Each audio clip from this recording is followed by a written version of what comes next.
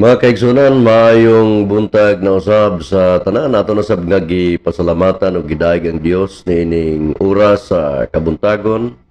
Sa dugang na usab mga kaigsunan nga higayon nga kita makahatod sa pulong sa Dios diha sa inyong matag usa ka panimalay niining buntaga mga igsoon. I hope nga ang mensahe sa pulong sa Dios niining buntaga mahimong blessing sa imuhang kinabuhi o sa inyong kinabuhi mga igsoon. Karon nga buntag atong pagabasahon ang Psalms chapter 6 verse number 9. The Lord hath heard my supplication, the Lord will receive my prayer. Mga igsoon, karon nga buntag atong hisgutan kining about supplication and prayer. Ang word nga supplication mga igsoon, ang but pasabot ana to ask humbly and earnestly, kanang pagpangayo nga inubanan sa pagpaubos o kanang masibuton gid sa pagpangayo. Then prayer, an earnest request or wish. Sa ato pa kun imong tan-awon, mamaor ang ilahang definition mga igsoon about prayer. Ang salmista miingon siya nga ang Ginoo namati sa akong mga pagpangamuyo. Ug iyan dawaton ang akong mga pagampo mga kaigsuonan. Mao nay usa ka nindot nga pribilehiyo sa mga Kristohanon, sa mga born again believer mga igsuon. Gani do na pag-isaad ang Ginoo diri sa Book of Mark chapter 11 verse 24. Therefore I say unto you, what things soever ye desire when ye pray, believe that ye receive them, and ye shall have them. Mingon pa ang Ginoo nga, sultihan mo nako unsa mang mga butanga nga inyong gitinguha sa diha nga kamo magampo, tuuhi nga kini inyo nang nadawat, ug kini inyo gayud nga maangkon. Daghang mga tinguha sa atong kasing-kasing mga igsoon, mga ginikanan, aduna mo'y tinguha nga ang inyong mga kabataan makahuman og eskwela, makatrabaho, mahilo na. O kung makatrabaho na, maminyo o gitsaktong pagkaminyo, o dayon makapundar o kaugalingon nga panimuyo mga kaigsuunan.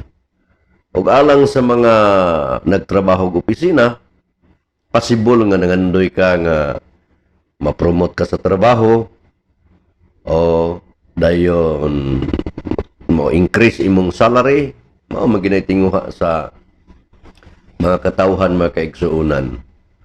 Og ikaw nagpatigayon, nagnegosyo, lagi kay desire nga mag-increase, maglambo ang imong patigayon, o kung mahimo makapa-expand ka. Mao na kamong mga negosyante, mga Kristohanon, paningkamot mo nga maka-expand mo sa inyong business.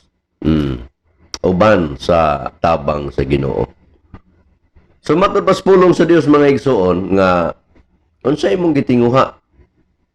Maybe dunay nagbalatian. Desire ka nga mamaayo ang balatian, imong pangayoon sa Ginoo. Natural kun ang Ginoo mogamit man sab siya og mga tambal, mogamit siya og doktor, ng instrumento. So mahimo sab nga modamot ni ana mga igsoon. Pero matapos pulong sa Dios nga kini ang ihatag niya ang mga tinguhag pangandoy sa atong kasing-kasing. Psalm 66 verse 19, but verily God hath heard me, He hath attended to the voice of my prayer. Grabe kay magkakisuunan, kanang assured kayo ang maong salmista nga ang Ginoo mamati gid sa iyang mga pagampo ug hatagag pagtagad sa Ginoo ang iyang mga pagampo. Kapan sa pagkamatuod ang Dios nagapatalinghob, gidungog niya ang tingog sa akong pagampo. Nawa, kanindot ana mga igsoon. Verse number 20, blessed be God which hath not turned away my prayer, nor His mercy from me. Wala gi-reject sa Dios ang pagampo sa salmista mga kaigsuonan. Wala gisalikway sa ato pagidawat, gipatalinghugan. Sa atong masabtan nga ang mga pagampo, mga igsoon, dunggon gyud sa Ginoo pagampo sa mga matarong.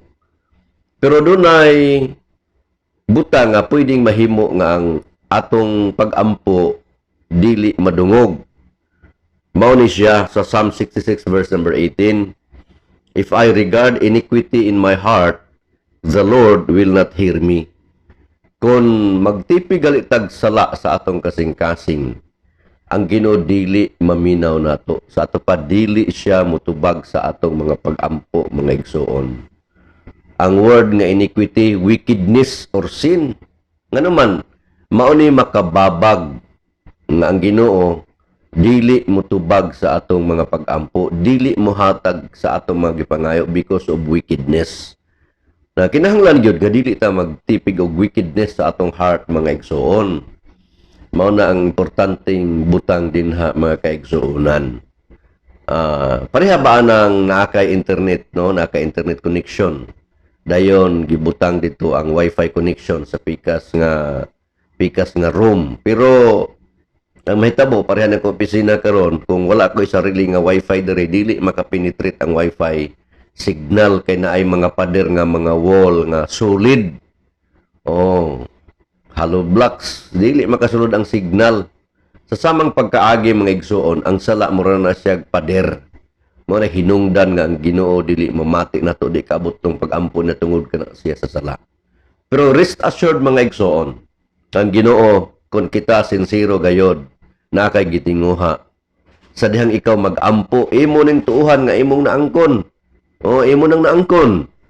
O kini imo gayod nga madawat, mga igsoon. So mao na ang pribilehiyo sa pag-ampo. Mao ning supplication and prayer, mga kaigsuonan. Importante ni siya sa matag usa kanato, mga higala.